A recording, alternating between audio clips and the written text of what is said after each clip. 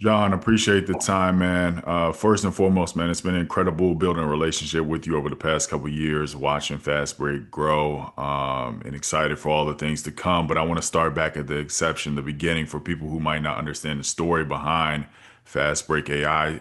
Talk about what inspires you to start the company because you've had a couple successful exits. Sure. You could have chilled out, kicked your feet up, and called it quits, but you decided to tackle this problem. So, what was the impetus behind that? Sure. Well, I first and foremost, like most people, I love sports. I think it's one of the best things in society. It's something that brings us all together. Um, I have five sons. They all played travel sports or sports of some type. When I was running my prior company, well, still supporting like travel lacrosse and travel hockey and baseball, you know, I, I I saw how technology backward the entire youth sports space really was. Um, there were some big players, certainly no one truly at scale, but it wasn't. It was archaic. It was pretty poor because we had unique technology around schedule, know-how I should say around schedule optimization from because of my prior company that we sold. Um, we were able to leverage that knowledge to attack the scheduling problem. Now, one thing that I noticed from technology players is a lot of times they get trapped in whatever niche they first attack. And by going after professional sports first and refining our technology at the pro sports level, that sort of gives us the brand gravitas and the halo that made it a lot easier to transition and going after the youth. But from day one, the plan was always to go after sports as a whole. It wasn't just to be in a single segment or a single section. It was to go after all of it. And but it was those two combined factors, understanding the massive opportunity that was youth sports, given the way Americans spend on it, having unique intellectual property and the ability to create scheduling, and then having, of course, the brand gravitas as a result of working with the largest professional sports leagues in the world. Why do you feel like someone hasn't tried to solve this problem yet in sports? Well, which problem are we referring to? Are we referring to Spe- the Specifically around scheduling professionally, or even if you look at oh, downstream, because a lot of it, I guess, previously was run on spreadsheets and done manually. sure. So, Well, it's a really hard problem. It's a combinatorial math problem, meaning that the growth in it is exponential, right? So tons of people have tried solving this before and doing this by hand. In the late from 2006 to 9, technology and computers started coming along to try to do it. They tried to use off-the-shelf optimization techniques. The techniques that we use would not have been possible before the day and age of all the massive compute that's available as a result of honestly cryptocurrency before AI, but now AI, right? And that that availability to the type of compute and and how much of it is available at a very economical price, lets us, apply our approaches, our proprietary approaches and techniques to solving these problems. So some of it was literally a limitation of hardware and compute. Some of it was, just in terms of optimization engines, my team have been the people that have probably built the last 4 or 5 commercial grade optimization engines. They've built all of them in the last, starting in 2014. So, uh, I think it's sort of specialized area. So, you have to have the expertise. The compute had to be available. Uh, and those factors come together is, I think, what gives us a unique positioning.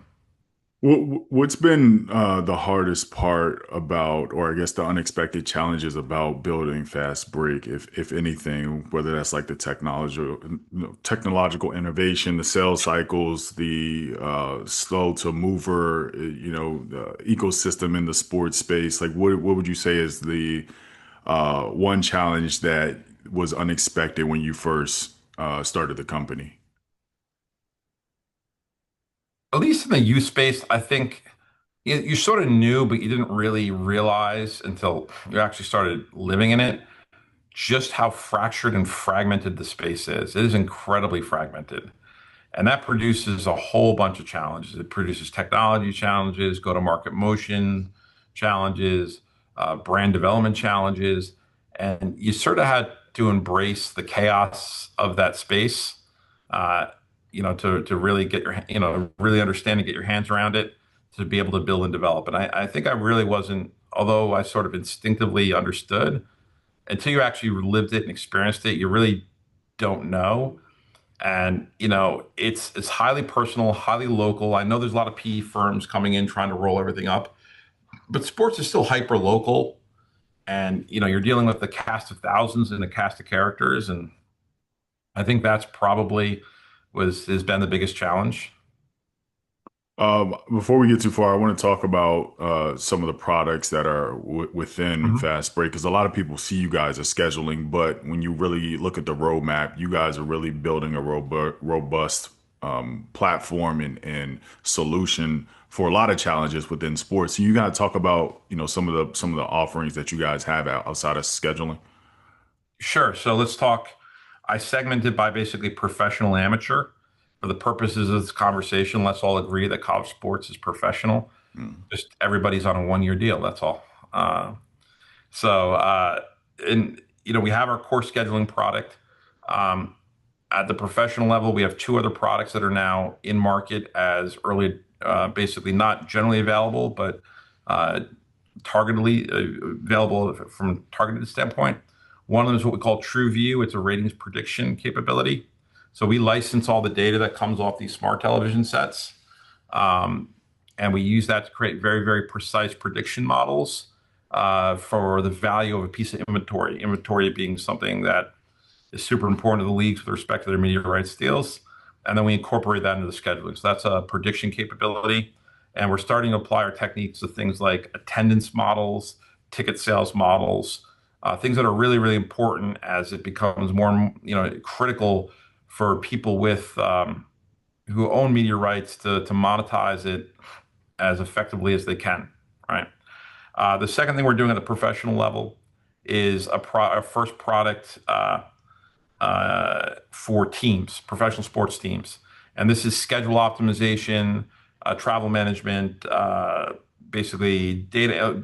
Think of it as like an entire OS for sports teams. We have that right now in beta mode with four NBA clubs and one English Premier League club. But it won't be generally available. We call that Fast Break Perform until summer next year. So that's coming. Using a combination of our optimization capability or data analytics capability, the communication tools that we've developed for youth, but applied to professional sports teams and organizations. Um, and then on the youth side, uh, we have our Compete platform, which is basically the operating system for an event operator. The person running a large scale volleyball or AAU style basketball tournament or soccer tournament. And that does everything for them. It does their registration, their e-commerce, their website, scorekeeping, scheduling, payments, ticketing, travel management. Uh, you know, it's also a channel for our both our Pulse and our Connect products, which are brand and brand sponsorship capability. So, and we also have three more products coming out next year. So we have this idea of it's what we want to do is for both the operator and the parents go from five logins down to one login, which is what we're trying to do. That idea that single source of truth, single source of data. So we're going to continue to add things into our stack to give a better experience to the end users, hopefully, and also lower the cost for them to participate. Yeah. All these different data stacks and all these different technologies just raises the cost of operating these sports leagues or teams or leagues, and that cost gets passed along to the parents. I love it. Specifically taking the youth sports industry, which I believe is 30 billion plus right now and rapidly Well, growing year over year. it it's a lot higher than that if you include the travel piece of it. It's For twice sure. that. So, and we do because travel is a key part of what we're doing on esports. What do you think is going to drive the youth sports economy in the future? Whether that's tournaments, facilities. Obviously we're seeing a lot of new development. Is it data and the media portion? Like you guys are kind of tackling all these different subsectors, if you will. So what do you really think is going to push that space forward over the next, let's say, decade? you know, uh, I guess the expression that comes to mind is to a hammer, everything's a nail. So it depends who you ask. If you talk to one of these real estate developers, they're going to tell you that it's the verticalization of the facilities with embedded entertainment, restaurants, et cetera. If you talk to a PE firm rolling up event operators, they're going to tell you it's these events. If you talk to the league, I think the one constant is the travel piece of it, mostly because the way people treat the travel with youth sports is they treat it like mini vacations, which is why so many parents actually do it. That's what a lot of people don't get. Where while the travel has become a big part of youth sports, uh, the people you travel with become your friends. You sit in the hotel, sit at the hotel bar, or the pool, and you socialize, and it's like a mini vacation every weekend when you do that. So I think you're going to continue to see a lot of that and more of that. Um, but again, I could be biased because we're travel heavy on the east side, right? So Yeah. um, it's hard to nail down. That's the problem with saying like amateur youth sports. It's so broad. Like, what category are you talking about? Are you talking about, scholastics-based sports or rec league type sports like the YMCA or Little League, or is it club or elite travel or academy sports? Is it basketball, baseball, volleyball? That fragmentation, which is starting where we started this conversation, it's so extreme. It really depends what Yeah. segment you're going after. Yeah, that's a good point. One thing as an investor in Fast Break that I've admired is the vision, the long-term vision and the focus. Can you Thank you. talk about the opportunities that you've intentionally said no to versus the one that you said yes and actually align with where you're trying to go long term? Well, the one I said no to is easy. It's the video streaming and the video streaming wars that are going on in esports. Because there's two models. One is the hardware focused model, and damn, that's capital intensive, and doing hardware is hard, right? And you still can't solve for the bandwidth issue because, okay, you have the streaming that you're responsible for, but when you put 2,000 people in a gym on a Saturday, it never really works all that out that great. And then you've got the solutions that, that people are using their cell phones to stream it. And, so it's like, I'm not sure where the monetization falls in that. I know everyone's chasing it. There's been huge investment, like, from like the huddles and the game changers and all that. But I'm not sure how that plays out and who wins on that. And then you even see some stories recently that, you have private equity firms that own some of these distribution channels, the video streaming, telling parents they can't film their own kids. That doesn't make for good PR. So I've been very intentional about avoiding video streaming. I mean, we'll integrate with it. We'll integrate with what will be agnostic of the streaming provider, but we won't go after that ourselves. That'll be a partner type of situation. And then where we've been very intentional is on the travel piece because we think the way state of play has been done is criminal. That you have got traditional providers in the space taking a $150 Holiday Inn and selling it for 220 and making it more expensive versus our model because we're actually we're actually having our own IATA number, this internationally accredited travel agency. We have direct connections with these brands, and we make sure that our rates are always lower than what they can find at Expedia Priceline. So there's an opportunity to partner with the brands and lower the cost of participation for the families. And so we've, leaned in heavily to that. Obviously, there's a lot of talk about AI in sports, and you guys use a lot of We do. AI capabilities. Where do you think it actually adds value as opposed to it just being noise? Well, on the scheduling side of it, we couldn't actually do the scheduling problems that we take on without AI. So let's just put that aside and talk more generally about like the use space. Yeah. All right. And with regards to that, I we believe that basically AI is your user experience of the future, right? Your UI of the future, your interaction of the future is basically you talking to your interface, or you basically, not going through and filling out forms or picks and clicks. The user experience of the future should just be a dialogue, if we're doing it right. So we do think there's a good use of it there. I know there's a lot of people down trying to use AI to break down film to um, create stats. And I love that use case. I still think we're a generation or so away from that, though. at least for the high movement sports. Not for hockey or basketball, but certainly for baseball, you can do that. It's slow moving. You can do that Mm. for football too. But I think I think using AI to break down film with basketball to auto stat, like, what is a steal? What is a rebound? What is an assist? I think we're still a little bit away from that. Got you. Understood. But that, by the way, Um, that's a great use case, and you yeah. see a lot of that, by the way. There's tons of companies working on that right now. hmm I want to talk about the culture and the team around Fast Break because I Sure, think you guys, obviously I'm biased, but having a sure. chance to spend some time with people on the team and in that environment, I think it's an incredible culture, and so it's very hard as you scale to maintain that culture. So can you talk about talent? Why it's so important, and advice that you would give to another founder specifically within sports on how to cultivate that. Right. I mean, I have some certain pillars, if you will, for our culture, right? The number one thing with regards to talent is this, right? Uh, and we're very careful about this because, yeah, especially when we have a team like we have and you're bringing new people in, which we have to do. Um, I constantly ask people, what makes an A plus player? Like if I was to ask you, what is the definition of an A plus player? What would you tell me? I would say first and foremost, somebody who is a team player and aligns with the mission of the company and is just overall a good person. Bingo. Like a lot of times I get the conversation, I get people tell me that it's, highly skilled, it works extra hours, right? Delivers their work on time. I would tell you my definition of an A player is somebody who makes everyone else better, Hmm. right? Michael Jordan wasn't truly a superstar, and he would probably disagree, but until he was figured out how to make Scottie Pippen better. And then he started winning championships, right?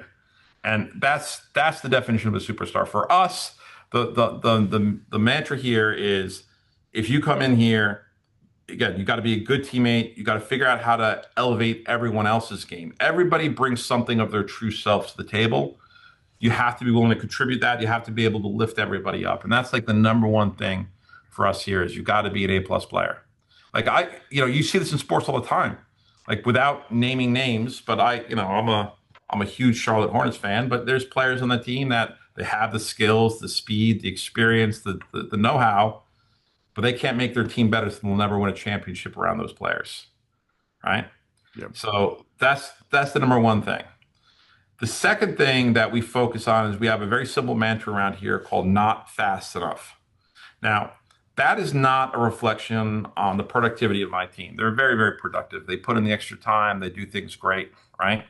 Not fast enough simply means in this day and age and era, right, we have to be moving as quick as possible because there's someone on our heels, there's someone trying to do this faster or better, and we can't afford not to be moving at the pace we need to move. Now, it doesn't mean you cut quarters or do it wrong. It means if something needs to take 6 weeks to do, that's fine. If to do it correctly, take the 6 weeks, but it better not take 6 weeks in one day, right? And that's sort of a mindset that you get into, right? That idea of not fast enough. You've got to execute and perform. Because honestly, in this day and age of AI, technology is no mode anymore. Your mode is your brand, your distribution channels, and your speed, right?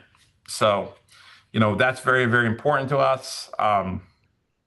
We have an environment of you have to be opinionated to work here, have a point of view, and be willing to share it. This is sort of this leadership mindset. Everybody has to have that mindset. Again, everybody brings something to the table that's part of themselves. Super important to our culture. And there's a few other things that are specific to us at Fast Break, but that's generally what we try to foster as a culture here. I love it. Great insight.